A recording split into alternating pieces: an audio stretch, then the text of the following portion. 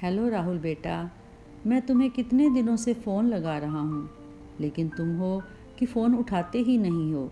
बेटा, तुम तो जानते ही हो अपनी माँ की हालत के बारे में। उसकी तबीयत ठीक नहीं रहती। अब तो उसकी हालत और भी ज़्यादा बिगड़ने लगी है। बिस्तर पर पड़े पड़े तुम्हें याद करती रहती है। बेटा, कुछ समय निकाल कर माँ से मिलने ही आ जाओ। बहू और बच्चों को भी लेते आना। तुम्हारी माँ हिम्मत हार चुकी है। उसे तुमसे मिलकर कुछ सहारा हो जाएगा। अभी मनोहर लाल जी अपनी बात कह ही रहे थे कि राहुल ने अपनी मजबूरी बयां करनी शुरू कर दी। पिताजी, इस हफ्ते तो मुझे कोई छुट्टी नहीं मिल पाएगी, और आपको तो पता ही है मैं यहाँ पर अपना नया मकान बनवा रहा हूँ। मुझे वहाँ भी निगरानी रखनी पड़ती है। यहाँ पर मेरा रहना बहुत ज़रूरी है। मेरा आपके पास आना थोड़ा मुश्किल है।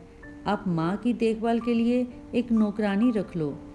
बेटे का स्पष्ट सा जवाब पाकर मनोहर लाल जी के चेहरे पर चिंता की रेखाएं और निराशा के भाव उफान मारने लगे। उनकी आंखें आंसुओं से भर उठी। सोचने लगे, नौकरानी तो मैं रख सकता हूँ। रुपयों पैसों की कमी तो मेरे पास नहीं है, लेकिन यह आजकल के बच्चों को कौन समझाए कि उनके माँ बाप को किसी पराये से ज़्यादा अपने की ज़रूरत है। दिन प्रतिदिन कैंसर से पीड़ित शारदा जी, उनकी तबीयत बद से बदतर होती जा रही थी, और मनोहर लाल जी के दिल में किसी कोने में एक अनजाना सा डर पनपने लगा था। बीमार पत्नी की देखरेख के लिए भी सारा दिन उसके पलंग के पास ही बैठे रहते। कभी कभी तो शारदा जी पूछ बैठती, क्यों जी, आपने राहुल को फ़ोन करके मेरी तबीयत के बारे में नहीं बताया? क्या ऐसा कौन सा काम है जो अपनी माँ से बढ़कर हो गया उसके लिए? सुनिए जी, अगर हमारे बेटे को छुट्टी नहीं मिल पा रही तो हम ही उसके घर चले जाते हैं। कुछ दिनों से बहुत दिल कर रहा है अपने बच्चों से मिलने का। फिर मनोहर लाल जी फीकी मुस्कुराहट देकर झूठी तसल्ली देने लगते और कहते कि तुम्हारे लाडले ने यहाँ आने के लिए पूरे हफ्ते की छुट्टी के लिए अप्लाई किया हुआ है, इसलिए आने में कुछ समय लग रहा है। अब तो शारदा जी भी जान गई थी कि यह सब बातें उनके पति उनका दिल रखने के लिए कह रहे हैं, वरना दिल्ली से यहाँ पर आना कितनी दूर है। इस समय इस उपेक्षित वृद्ध दंपति के पास ऐसा कोई अपना नहीं था जिनके साथ वे अपना गम बांट सके। वे दोनों आपस में ही अपने गम बांट कर रह जाते थे। मनोहर जी अपनी पत्नी से कहते कि शायद हमारी ही किस्मत खराब है जो हमें अपने बेटे बहू और पोते पोतियों का सुख नसीब नहीं हो पा रहा। पोते पोती को अपनी गोद में खिलाने और उनसे लाड करने का अरमान तो अरमान ही रह गया। इस पर शारदा जी अपने पति को भावनात्मक संबल देते हुए कहती, आप तो अपना दिमाग बेकार की बातों में लगाए रखते हैं। बेटे की अपनी भी तो जिंदगी है। वह अपने पैरों पर खड़ा है, खुश है। इससे ज़्यादा हमें और क्या चाहिए? हमें उनकी खुशियों में अपनी खुशियाँ देखनी चाहिए। लेकिन फिर भी शारदा जी, क्या बेटे का कोई फ़र्ज़ नहीं बनता? जिसके भाग्य में जितना लिखा है वह उसे मिलकर ही रहता है।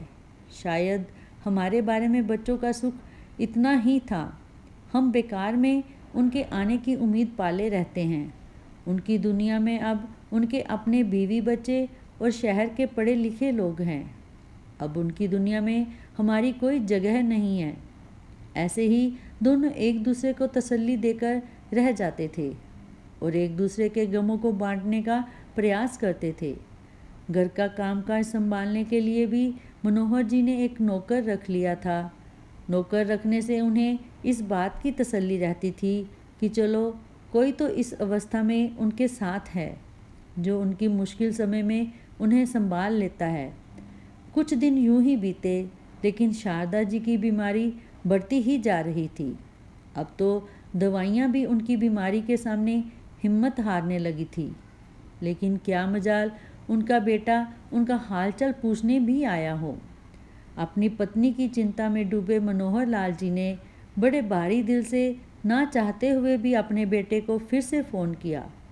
रुआसी आवाज़ में बोले, बेटा, तुम्हारी माँ की हालत अब ज़्यादा बिगड़ने लगी है। यहाँ भी डॉक्टर को दिखा दिया, लेकिन डॉक्टर ने कहा है कि तुम्हारी माँ को किसी बड़े अस्पताल में ले जाने की आवश्यकता है। उन्होंने दिल्ली के एम्स हॉस्पिटल में ले जाने की सलाह दी है। उसकी ये हालत अब मुझसे देखी नहीं जा रही। तुम जल्दी से आकर हमें ले जाओ। तुम्हारी माँ को जल्द से जल्द अच्छे इलाज की ज़रूरत है। इस पर बेटे ने जवाब दिया, पिताजी, मैं किसी काम से मुंबई आया हुआ हूँ। आप माँ को एम्बुलेंस में दिल्ली के एम्स हॉस्पिटल में ले जाकर एडमिट करवा दीजिए। मुझे 2 दिन लगेंगे वापस दिल्ली आने में। बेटे के कहने अनुसार मनोहर जी शारदा जी को एम्बुलेंस में दिल्ली लेकर आ गए और हॉस्पिटल में उन्हें एडमिट करवा दिया। डॉक्टरों ने तुरंत इलाज शुरू कर दिया, लेकिन समय बीतते हुए हर पल के साथ शारदा जी के बचने की उम्मीद भी कम होने लगी थी। लेकिन मनोहर लाल जी को इस बात की तसल्ली थी कि अपने बेटे बहू और पोते पोती की एक झलक पाने को तरसती हुई शारदा की यह इच्छा तो कम से कम पूरी हो जाएगी। परंतु मोहन लाल जी की यह सोच केवल एक भ्रम मात्र थी। वह हर दिन सूरज निकलते ही दरवाजे पर टकटकी लगाए एक आशा भरी निगाह लिए अपने बेटे का इंतजार करते हैं, लेकिन हर शाम को उनका भरोसा दम तोड़ देता। हर बीतता दिन अब उन्हें अपने बेटे की फितरत का एहसास करवाने लगा। फिर एक दिन ऐसा भी आया जब डॉक्टरों ने उनकी ठीक होने की उम्मीद को बिल्कुल नकार दिया और उन्होंने मनोहर लाल जी को साफ शब्दों में कह दिया कि अस्पताल के इलाज से ज़्यादा उन्हें अपनों के साथ की आवश्यकता है। यह सुनकर मनोहर लाल जी अंदर तक टूट चुके थे। अपनी पत्नी का हाथ अपने हाथों में लिए मनोहर लाल जी दुख में डूबे उनके पास बैठे हुए थे। तभी शारदा जी ने कहा, सुनिए जी, मुझे पता है मैं कुछ ही दिनों की मेहमान हूँ। बस मेरी एक आखिरी इच्छा पूरी कर दीजिए, मुझे मेरे बेटे से मिलवा दीजिए। अपनी पत्नी की इच्छा पूरी करने के लिए उन्होंने कांपते हाथों से अपने बेटे को फ़ोन लगाया, लेकिन राहुल ने आज भी फ़ोन नहीं उठाया। अपने आप को जैसे तैसे संभालते हुए उन्होंने अपनी पत्नी को बेटे के घर ले जाने का निर्णय लिया। अपनी बीमार पत्नी को एम्बुलेंस में असिस्टेंट डॉक्टर की देखरेख में लेकर जाते हुए मनोहर लाल जी रह रह कर सोचने लगे, हम दोनों ही तो एक दूसरे के सुख दुख का सहारा हैं। अब यदि शारदा जी को कुछ हो गया तो इस दुनिया में रहना मेरे लिए सज़ा से कम नहीं होगा। यह सोचते हुए उन्होंने अपनी पत्नी की तरफ देखा तो शारदा के शरीर में कोई हरकत ही ना थी। एम्बुलेंस में उपस्थित डॉक्टर ने चेक किया तो उन्हें मृत घोषित कर दिया। अपने बेटे बहू और उनके बच्चों से मिलने की अधूरी हसरत लिए शारदा जी की आंखें सदा के लिए बंद हो गई। शारदा जी की मौत ने तो जैसे मनोहर जी की जान ही निकाल ली थी। अपनी पत्नी के मृत शरीर को देखकर आंसू बहाने के अलावा उनके पास और कोई चारा ही नहीं था। वे एम्बुलेंस में अपने बेटे के फ्लैट के बाहर तक पहुंच चुके थे, लेकिन जब शारदा ही नहीं रही तो बेटे के घर जाने का क्या औचित्य। यह सोचकर उसी एम्बुलेंस से अपनी मृत पत्नी को लेकर वापस गांव की ओर चल दिए। दिल पर पत्थर रखकर मनोहर लाल जी ने बेटे को फ़ोन करके उसे यह दुख भरी खबर सुना दी। 2 दिन बीत गए थे, लेकिन बेटा अभी तक घर नहीं पहुंचा था। मजबूरन बेटे की अनुपस्थिति में ही शारदा का अंतिम संस्कार भी कर दिया गया था। अपने घर के बरामदे में बैठे हुए मनोहर लाल जी बार बार यही सोचकर दुखी हो रहे थे कि शारदा के बिना अब जिंदगी कैसे कटेगी। वो कैसे काटेंगे। शारदा थी तो कम से कम किसी अपने के होने का एहसास तो रहता था, वरना बेटा होते हुए भी वे बेसहारा ही थे।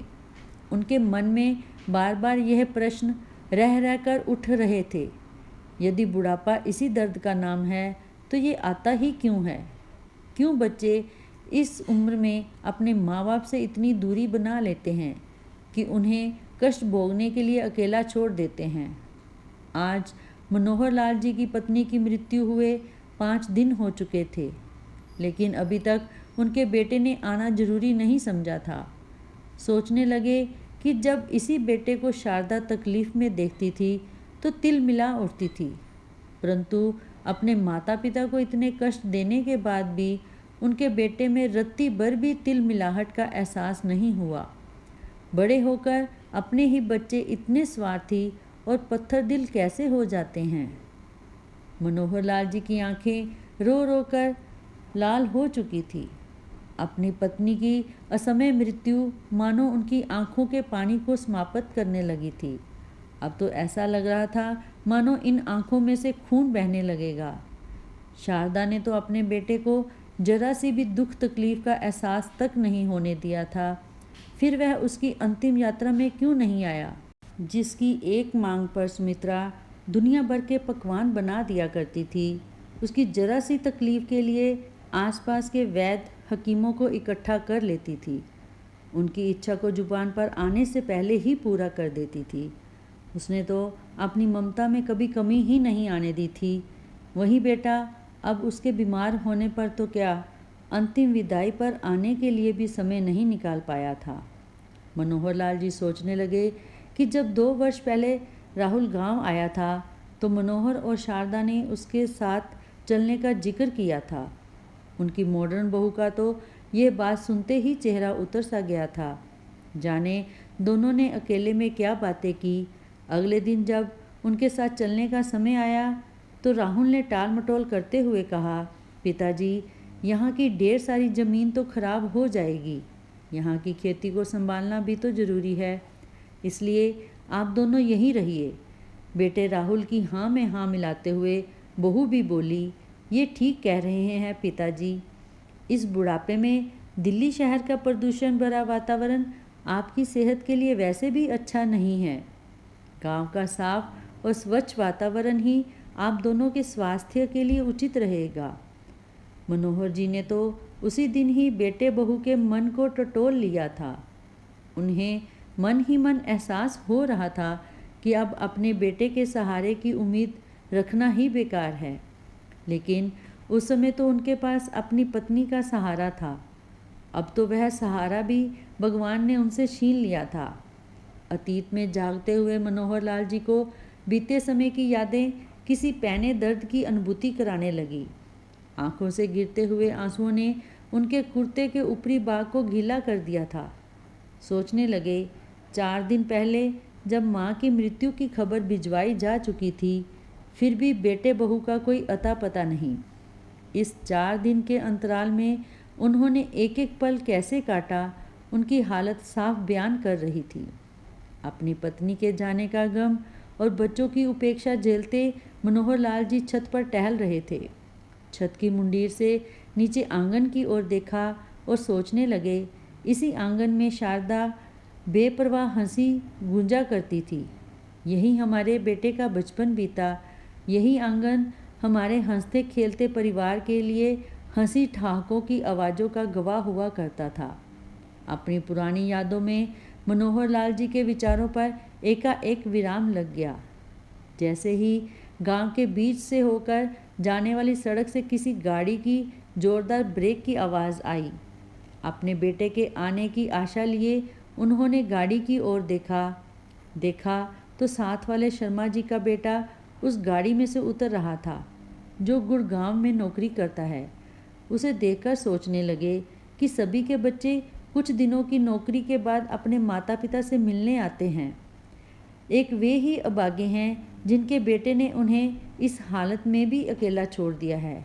गम के अथाह सागर में डूबे मनोहर लाल जी कुछ देर छत से नीचे उतर आए तो देखा शर्मा जी का बेटा शारदा के लिए अफसोस प्रकट करने आया हुआ है। अब तो मनोहर लाल जी को अपनी परवरिश पर भी घिन आने लगी थी। बाहर निकलकर अपने बेटे के आने की आस से एक बार फिर सड़क का मुआयना करने निकले तो देखा दूर दूर तक सन्नाटा पसरा था और फिर से कांपती टांगों के साथ वह अंदर आ गए। अपनी माँ की 13वीं पर जब राहुल अपनी पत्नी और बच्चों के साथ गांव पहुंचा तो गांव में चारों ओर आश्चर्यचकित कर देने वाला सन्नाटा पसरा हुआ था। गांव की गलियां, चौराहे जहां हर पल लोगों की चहल पहल लगी रहती थी, आज सुनसान पड़े थे। कहीं बच्चे भी खेलते नज़र नहीं आ रहे थे। जहाँ कहीं एक दो गांव वाले नज़र भी आए तो देखा उनकी नज़रें उसे ऐसे देख रही थी जैसे वह कोई अपराधी हो जिसने बहुत बड़ा गुनाह किया है। जैसे ही वे लोग घर पर पहुँचे तो देखा घर के आंगन में लोगों की भीड़ जुटी हुई थी। आगे बढ़ा तो सारे गांव वालों की हैरानी भरी नज़रें उसे अपराध बोध करा रही थी। अंदर आकर देखा तो आंगन में उसके पिता को फर्श पर लिटाया जा रहा था और उन पर सफ़ेद कफन चढ़ाया जा रहा था। उसके कुछ बोलने से पहले ही उसके पिताजी के एक दोस्त ने उसके हाथ में एक चिट्ठी थमा दी और बोले, बेटा, यह तुम्हारे पिताजी ने तुम्हारे लिए लिखी थी। चिट्ठी देते हुए उनकी घूरती निगाहें राहुल को अंदर तक झंकोर रही थी। उसके पिताजी ने उसके लिए चिट्ठी में क्या लिखा है, यह जानने के लिए उसने जैसे ही चिट्ठी खोली तो सबसे ऊपर लिखा हुआ था, मेरे प्यारे बेटे, सदा खुश रहना। मुझे नहीं मालूम कि तुमसे मिलने के लिए मैं जिंदा भी बचूंगा या नहीं, और वैसे भी जान तो मेरी उसी दिन निकल गई थी जिस दिन तुम्हारी माँ, जो हर सुख दुख में मेरी साथी, मुझे छोड़कर गई थी। लेकिन तुम मेरे इकलौते बेटे, मेरे अपने होते हुए भी मुझसे इतने पराये कैसे हो गए? यह बात मेरी समझ से बाहर है। तुम्हारी माँ, जिसने तुम्हें पाल पोस कर बड़ा किया, तुम्हारी एक झलक को पाने के लिए भी अंतिम सांस तक तुम्हारा इंतजार करती रही, लेकिन तुम ना आए। अपना मकान और अपनी नौकरी तुम्हें अपनी माँ से भी ज़्यादा ज़रूरी लग रही थी। अपनी बीमार माँ का हालचाल पूछना तो दूर, तुम उसके अंतिम संस्कार तक भी नहीं पहुँच पाए। तुमने हमें नाम के लिए तो दादा दादी बना दिया, लेकिन कभी हमारे पोता पोती को गोद में खिलाने का मौका तक ना दे सके। शायद हमारे ही भाग्य का कसूर था, या फिर हमारे द्वारा दिए गए संस्कारों में दोष था, जो तुम हमारे चेहरे की गहराती लकीरों को भी पढ़ ना पाए, हमारे दिल में उभरते दुख के भाव को ना समझ पाए। पत्र को पढ़ते पढ़ते ही राहुल बीच में रुक गया। पत्र में कुछ शब्द फीके हो चुके थे। शायद पिताजी के आंसुओं ने उन्हें धुंधला कर दिया था। फिर से राहुल ने पत्र पढ़ना शुरू कर दिया। बेटा, मेरी भगवान से प्रार्थना है कि जो दुख हमें इस अवस्था में झेलने पड़े, ऐसे दुख भगवान किसी और माता पिता को ना दिखाए। लेकिन हमारे समाज में आजकल बुजुर्गों की स्थिति को देखते हुए मैंने महसूस किया है कि मेरे जैसे बहुत से बूढ़े माता पिता ऐसे हैं जिन्हें तुम जैसी औलाद के कारण नर्क से भी बदतर जिंदगी जीनी पड़ रही है। इसलिए मुझे माफ़ करना, क्योंकि मैंने अपनी सारी ज़मीन और यह मकान वृद्ध आश्रम को दान कर दिया है। लेकिन मेरी यह दिल से इच्छा है कि जैसा तुमने हमारे साथ किया है वैसा तुम्हारे साथ ना हो। अपने जीवन के अंतिम समय को मैंने बहुत कष्टों से गुजारा है। आज मैं अपने जीवन का सबसे बड़ा निर्णय लेने जा रहा हूँ। मैं तुमसे अपने शरीर को मुख अग्नि देने का अधिकार छीनता हूँ। चिट्ठी पढ़ते हुए राहुल के हाथ और आवाज़ कांपने लगे थे, लेकिन फिर भी उसने पढ़ना जारी रखा। वैसे भी असीम दुखों को झेलते हुए जल तो मैं पहले ही चुका था, यह शरीर तो केवल दिखावा मात्र है। बेटा, तुम अपनी माँ की तो अंतिम इच्छा पूरी ना कर पाए, लेकिन मैं चाहता हूँ कि तुम मेरी इन इच्छाओं का सम्मान करते हुए मेरे मृत शरीर को किसी अस्पताल को दान कर दो, ताकि यह नश्वर शरीर किसी ज़रूरतमंद के काम आ जाए। हो सके तो मुझे माफ़ करना। पत्र को पढ़कर राहुल के चेहरे पर असीम दुख के भाव तैरने लगे। अपने घुटनों के बल बैठकर ज़ोर ज़ोर से रोने लगा। लेकिन अब इस पछतावे के लिए बहुत देर हो चुकी थी। बाहर से एम्बुलेंस की आवाज़ आई और उसके पिता के मृत शरीर को उठाकर ले जाया जाने लगा। एक एक करके सभी रिश्तेदार और गांव वाले भी वापस चले गए। तो दोस्तों, अगर आपको यह कहानी अच्छी लगी हो तो कृपया चैनल को ज़रूर सब्सक्राइब करें और साथ के साथ कमेंट भी करें।